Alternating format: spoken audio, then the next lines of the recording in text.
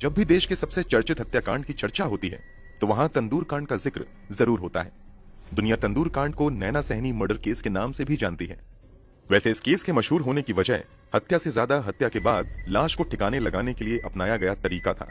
सुनकर आपका भी कलेजा दहल जाएगा। तारीख 2 जुलाई 1995, रात के लगभग 11 बज रहे थे। दिल्ली पुलिस के 2 जवान कांस्टेबल अब्दुल नजीर कुंजू और होमगार्ड चंद्रपाल दिल्ली के सबसे पॉश इलाकों में से एक जनपद पर गश्ती पर निकले हुए थे। जब ये लोग गश्ती कर रहे थे तभी उनकी नजर एक महिला पर पड़ी जो जोर जोर से आग आग चिल्ला रही थी। ये महिला उसी इलाके में सब्जी बेचने का काम करती थी। उस महिला की आवाज सुनकर दिल्ली पुलिस के ये दोनों जवान उस तरफ भागे तो उन्होंने देखा कि इलाके के मशहूर होटल में से एक अशोक यात्री निवास से आग की ऊंची ऊंची लपटें उठ रही थी। अब्दुल नजीर ने तुरंत आग लगने की जानकारी फायर ब्रिगेड को दे दी और खुद अपने साथी के साथ भागते हुए होटल यात्री निवास के करीब आ गए।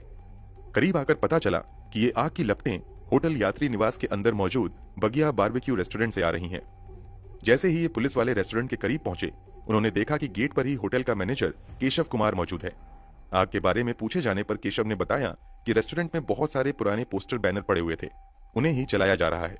पुलिस वाले इस जवाब से संतुष्ट नहीं होते हैं और वो अंदर जाने की कोशिश करते हैं, मगर केशव कुमार उन्हें किसी तरह बाहर ही रोक देता है। अब पुलिस वालों को अंदाजा होने लगता है कि जरूर दाल में कुछ काला है, इसीलिए दोनों पुलिस वाले वहां से तो हट जाते हैं, मगर कांस्टेबल अब रेस्टोरेंट के पीछे की तरफ चला जाता है और वहां से एक दीवार फांद कर अंदर चला आता है। अंदर आने के बाद वो देखते हैं कि रेस्टोरेंट के किचन वाले इलाके में मौजूद तंदूर में 2 लोग मिलकर कुछ जला रहे थे। जब आग के बारे में गेट पर केशव कुमार से पूछा गया था तो उसने बताया था कि पुराने पोस्टर बैनर जलाए जा रहे हैं, मगर जब कांस्टेबल अंदर आकर पूछता है तो दोनों बताते हैं कि दरअसल हम बकरा भून रहे हैं। कांस्टेबल को इस बात पर भी भरोसा नहीं होता है और वो तंदूर के आसपास चीजों को गौर से देखने लगते हैं। तभी उनकी नजर एक इंसानी हाथ पर पड़ती है। कांस्टेबल समझ जाता है कि ये लोग किसी इंसान को जला रहे हैं। वो वहां से हाथ देखने के बावजूद अनजान बनकर निकल जाते हैं। अंदर से निकलकर कांस्टेबल पुलिस टीम को तुरंत मौके पर आने के लिए कहती है। थोड़ी देर में पुलिस की टीम भी पहुंच जाती है और अचानक धावा बोलकर अंदर मौजूद शख्स को पकड़ने की कोशिश करती है। उस समय तंदूर के पास 2 लोग मौजूद थे, जिसमें से एक शख्स किसी तरह पुलिस की पकड़ से भागने में कामयाब हो जाता है, मगर पुलिस केशव कुमार नाम के शख्स को पकड़ लेती है। जल्दी से जल रही तंदूर की आग को भी बुझाया जाता है तो वहां का नजारा देखकर सभी के पैरों तले जमीन खिसक जाती है।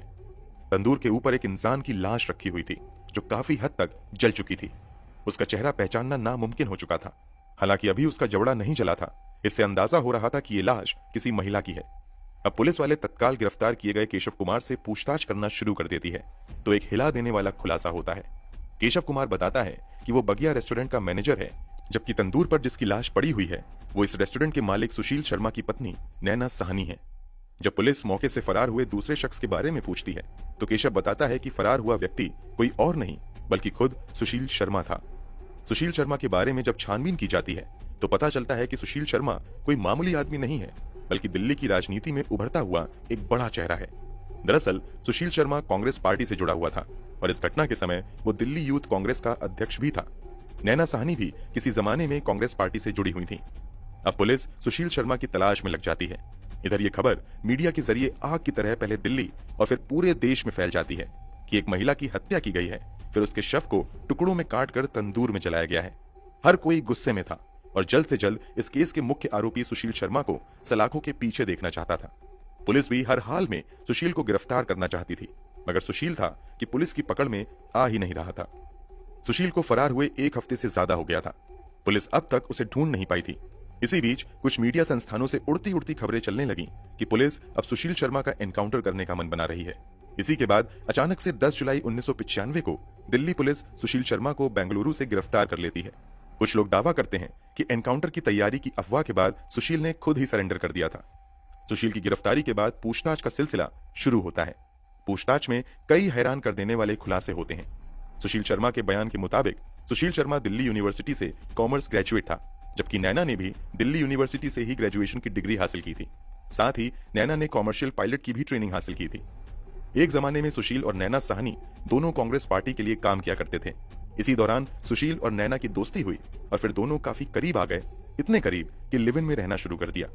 खुलासे के मुताबिक नैना साहनी रिलेशनशिप में आने के बाद पॉलिटिक्स से काफी हद तक दूर हो गई और बतौर कॉमर्शियल पायलट अपना करियर बनाने की कोशिश में लग गईं। उधर सुशील शर्मा राजनीति में आगे बढ़ते गए। दोनों कुछ समय बाद मंदिर मार्ग के एक अपार्टमेंट में बतौर पति पत्नी साथ रहने लगते हैं।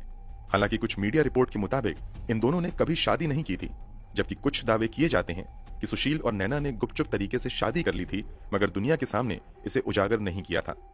दावे के मुताबिक नैना हमेशा जिद करती थी कि शादी को पब्लिक के सामने उजागर करो, जबकि सुशील हमेशा इसे छुपाने की कोशिश में लगा रहता था।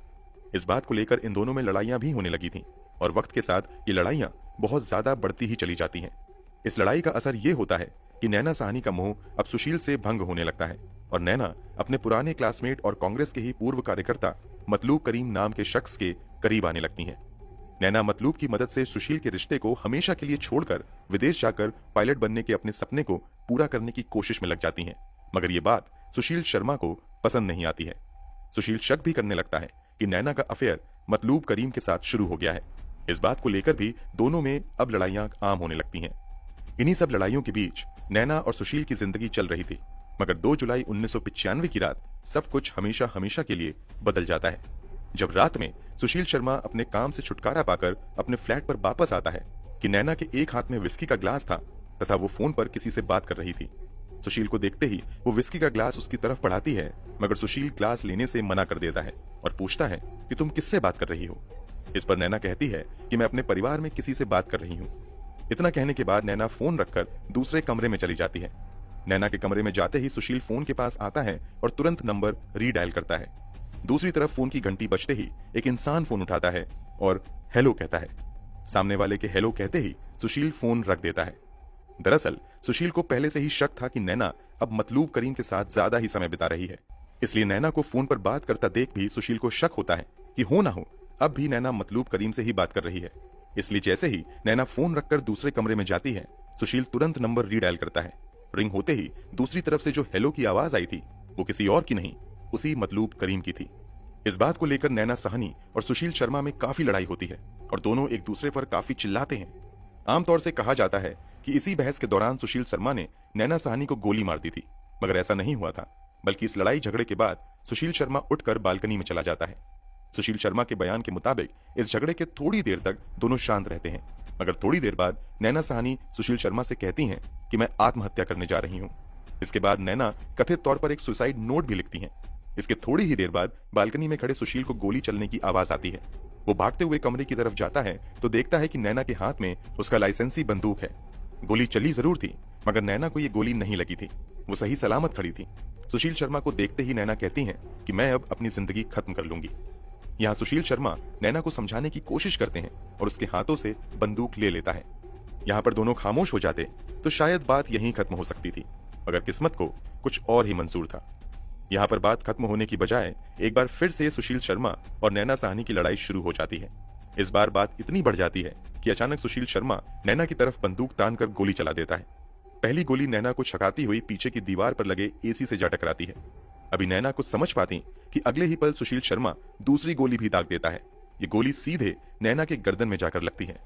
अभी पलक झपकी भी नहीं थी कि सुशील शर्मा के बंदूक से तीसरी गोली भी निकलती है, जो सीधे नैना के सर में जाकर लगती है।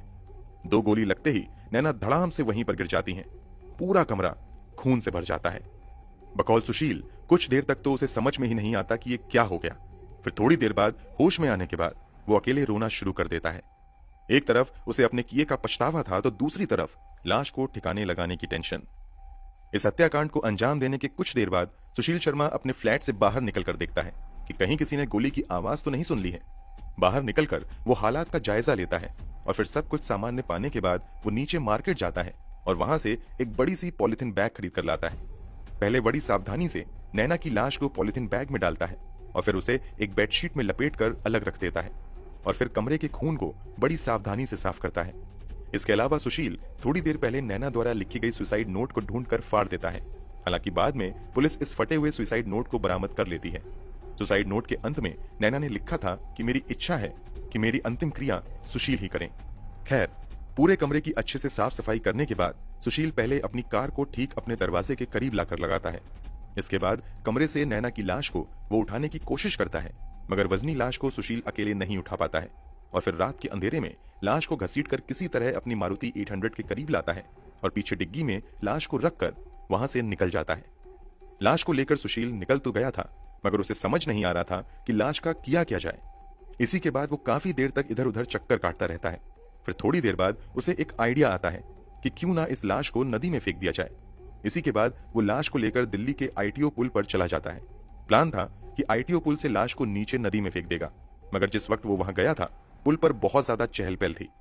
अब इतनी चहल पहल के बीच अगर वो लाश को गाड़ी से निकालता तो पकड़ा जाता, इसलिए वो लाश को नदी में फेंकने का प्लान बदलकर दूसरे तरीके से लाश को निपटाने का प्लान बनाता है और सीधे अब अपनी गाड़ी लेकर अपने बगिया रेस्टोरेंट में चला जाता है।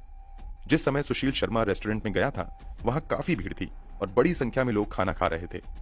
सुशील रेस्टोरेंट के बाहर अपनी गाड़ी खड़ी करता है और तुरंत अपने मैनेजर केशव कुमार को बुलाता है और उससे कहता है कि जितनी जल्दी हो सके रेस्टोरेंट को खाली करवाओ। जो ग्राहक बैठे हुए हैं उनसे कह दो कि खाना खत्म हो गया है और जितना भी स्टाफ है उन्हें आज बाहर खाने के लिए कह दो। इस पर केशव कुमार जवाब देता है कि अभी तो बहुत खाना बचा हुआ है और काफी लोग आराम से खा सकते हैं। इस पर सुशील शर्मा केशव से कहता है कि मैं जो कह रहा हूं जल्दी से वो करो, बहुत बड़ी मुसीबत आ गई है। सुशील की बातें सुनकर केशव कुमार तुरंत रेस्टोरेंट को खाली करवाने में लग जाता है और फिर जल्दी जल्दी कस्टमर्स को वहां से भेज दिया जाता है। स्टाफ को बाहर खाना खाने के लिए 25-25 रुपए देकर उन्हें भी भेज दिया जाता है। अब रेस्टोरेंट में सिर्फ सुशील शर्मा और केशव कुमार बचा था। अब सुशील अपने मैनेजर केशव को बताता है कि मुझसे बहुत बड़ी गलती हो गई है, मैंने अपनी पत्नी की हत्या कर दी है और अब उसकी लाश को ठिकाने लगाने में तुम्हारी मदद चाहिए। पहले तो केशव कुमार सुशील का साथ देने से मना कर देता है, मगर सुशील किसी तरह केशव को अपना साथ देने के लिए मना लेता है। इसी के बाद एक खौफनाक खेल की शुरुआत होती है। अभी अभी रेस्टोरेंट में तंदूरी रोटी बनी थी, इस कारण तंदूर जल ही रहा था। ये दोनों बड़ी सावधानी से गाड़ी से नैना का शव उतार कर लाते हैं और दोनों मिलकर उसके शव को तंदूर के ऊपर रख देते हैं। लाश यूं ही पड़ी रहती है क्योंकि तंदूर की मामूली आग उसे जला नहीं पाती है। इसके बाद सुशील केशव से अंदर पड़े रद्दी पेपर को लाकर तंदूर में डालने के लिए कहता है ताकि आग को और भड़काया जा सके। इसी के बाद केशव अंदर जाता है और पुराने कागज ले आता है। इसकी मदद से आग थोड़ी भड़कती है और शव जलना भी शुरू हो जाता है, मगर ये आग इतनी तेज नहीं थी कि नैना के शव को पूरी तरीके से जला सके। जब एक बार फिर से आग धीमी पड़ जाती है तो अब सुशील किचन में रखा बटर लाने के लिए केशव को भेजता है। अब तंदूर में जैसे ही बटर का पैकेट डाला जाता है तो आग भड़क जाती है। अब एक के बाद एक 4 बटर के पैकेट डाले जाते हैं और लाश बड़ी आसानी से जलने लगती है। आग को और भड़काने के लिए बटर के साथ साथ और भी ज्यादा पुराने रद्दी पेपर तंदूर में डाले जाते हैं। इन दोनों का प्लान कामयाब होने लगता है। नैना का शव धीरे धीरे जलकर खत्म होने लगता है। इन सब के बीच ये लोग ध्यान नहीं देते हैं कि आग इतनी ज्यादा भड़क गई है कि आग की लपटें रेस्टोरेंट के ऊपर बाहर तक जा रही हैं। उन आग की लपटों पर बाहर एक महिला की नजर पड़ती है और वो उस आग के बारे में एक पुलिस वाले को जानकारी देती है और फिर इस पूरे मामले का खुलासा होता है। सुशील शर्मा के बयान के मुताबिक रेस्टोरेंट के अंदर पुलिस के आते ही वो वहां से भागकर दिल्ली के गुजरात भवन में अपने एक आईएएस दोस्त के पास चला जाता है। इस दोस्त को बिना कुछ बताए बहाने करके वो रात भर यहीं रुकता है और फिर अगले दिन जयपुर के लिए निकल जाता है। जयपुर से वो भागकर मुंबई जाता है। वहां से वो तिरुपति बालाजी मंदिर जाता है जहां वो अपना सिर मुंडवाता है। यहां से अब वो चेन्नई जाता है। पुलिस को कहीं से इस बात की भनक लग जाती है कि सुशील चेन्नई में है। पुलिस की एक टीम तुरंत चेन्नई भी पहुंच जाती है, मगर पुलिस के वहां पहुंचने से पहले ही सुशील शर्मा भागकर बेंगलुरु आ जाता है। पुलिस भी उसके पीछे पीछे बेंगलुरु आती है और फाइनली 10 जुलाई 1995 को सुशील शर्मा को गिरफ्तार कर लिया जाता है। 10 जुलाई की गिरफ्तारी के बाद दिल्ली डिस्ट्रिक्ट कोर्ट द्वारा सुशील को 12 जुलाई 1995 को अगले 10 दिन के लिए पुलिस रिमांड में भेज दिया जाता है। पुलिस इस केस की जांच कितनी तेजी से कर रही थी, इसका अंदाजा आप इस बात से लगा सकते हैं कि महज कुछ दिनों के अंदर यानी 27 जुलाई 1995 को ही दिल्ली पुलिस इस मामले में चार्जशीट फाइल कर देती है। 31 अगस्त 1995 से सेशन कोर्ट में इस मामले की सुनवाई भी शुरू हो जाती है। सुशील शर्मा पर नैना साहनी के मर्डर के लिए धारा 302, क्रिमिनल कॉन्स्पिरेसी की धारा 120B और सबूत मिटाने की धारा 201 के तहत मामला चलाया जाता है। इस मामले में सुशील शर्मा के अलावा उसके मैनेजर केशव कुमार और 3 अन्य लोगों को आरोपी बनाया जाता है। अगले कई महीनों तक इस केस की सुनवाई होती रहती है। 2001 में इस केस में एक ऐसा मोड़ भी आता है जब एक के बाद एक कई वकील सुशील शर्मा का केस लड़ने से मना कर देते हैं और कुछ समय तक सुशील बिना किसी वकील के रहता है। इस केस में जल्दी फैसला देने के लिए डे टू डे मामले की हियरिंग शुरू होती है और पूरी सुनवाई के बाद आखिरकार 3 नवंबर 2003 को सुशील कुमार को नैना साहनी की हत्या का दोषी करार दे दिया जाता है। इसके साथ साथ मामले में केशव कुमार को भी दोषी करार दिया जाता है। बाकी 3 लोगों को बरी कर दिया जाता है। 7 नवंबर 2003 को फैसला सुनाते हुए डिस्ट्रिक्ट कोर्ट द्वारा सुशील शर्मा को मौत की सजा सुनाई जाती है, जबकि केशव कुमार को 7 साल के सश्रम कारावास की सजा सुनाई जाती है।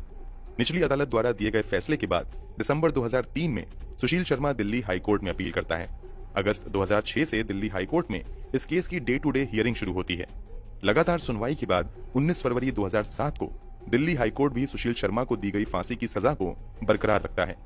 जब हाई कोर्ट से भी सुशील शर्मा को कोई राहत नहीं मिलती है तो ये 2007 में सुप्रीम कोर्ट का रुख करता है।